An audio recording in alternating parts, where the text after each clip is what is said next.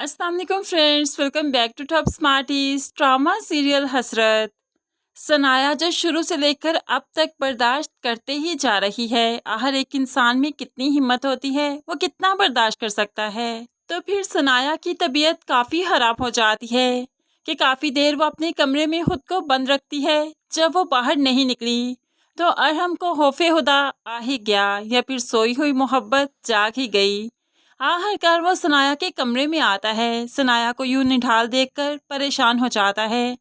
क्या हुआ सनाया, काफी देर से तुम कमरे से बाहर नहीं निकली, आखिर ऐसी क्या बात है। वो सनाया को देख रहा था, फिर उसके माथे पर हाथ रखते हुए उसका टेम्परेचर चेक करने की कोशिश करता है, उसकी तबीयत चेक करने की कोशिश करता है। लेकिन सनाया इतनी कमज़ोर नहीं हुई कि इतने से तन्हाई के लम्हे में अरहम को अपने पास बुला ले। इसीलिए उसका हाथ झटकते हुए पीछे कर देती है और कहने लगी, मुझे किसी सहारे की ज़रूरत नहीं, मैंने तन्हाई को अपना साथी बना लिया है और तुम जानते हो कि तन्हाई कभी भी साथ नहीं छोड़ती। इसलिए तुम यहाँ से प्लीज़ चले जाओ, मेरी अजियत में मज़ीद इजाफा मत करो। अब दूसरी तरफ जो फबीहा ने देखा था कि अरहम सनाया की वजह से काफ़ी परेशान है, उसके कमरे में गया है और ऐसे में दरवाज़ा भी बंद है, कमरे में अंधेरा है और काफ़ी देर से अरहम वहाँ पर है। तो ऐसे में फबीहा भला कैसे बर्दाश्त कर सकती थी। ये तो सनाया का ही हौसला है जो बर्दाश्त करते ही जा रही है। फबीहा तो सनाया के कमरे का दरवाज़ा खोलकर झांकने लगी कि आखिर दोनों कर क्या रहे हैं। और यहाँ पर उसने जब देखा कि अरहम सनाया की मिन्नतें कर रहा है, उसके लिए फ़िक्रमंद है, तो बहुत परेशान हो जाती है कि अरहम के लिए मैंने कितने पापड़ बेले, लेकिन वो फिर सनाया के पास चला गया, ऐसे कैसे हो सकता है। अब अपनी ही साजिशों में वो ये भूल जाएगी कि वो प्रेग्नेंट है और ऐसी हालत में इतनी साजिशें उसे ज़ेब नहीं देती। आखिरकार वो तो अपने बच्चे से हाथ धो बैठेगी, लेकिन अभी उसे इस बात का एहसास नहीं। एहसास है तो सिर्फ ये कि अरहम उसकी मुट्ठी में रहना चाहिए। इसलिए तो जब सनाया हिम्मत करते हुए अपने बच्चों के लिए किचन में कुछ बनाने गई, तो फबीहा भी भागते हुए फ़ौरन यहाँ पर आ जाती है और सनाया के माथे पर हाथ रखते हुए उसका टेम्परेचर चेक करने लगी।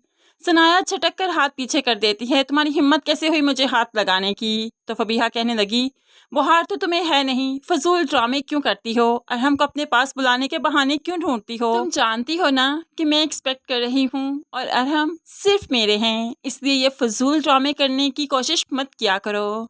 अब तो सनाया इतराते हुए कहने लगी, मोहब्बत तो उसने मुझसे भी की थी और वही मोहब्बत उसे मेरी तरफ खींच लाई। तुम जानती हो मोहब्बत एक गहरे दरिया की तरह है जिसमें तैरना पड़ता है और फिर ही उस पार जाते हैं।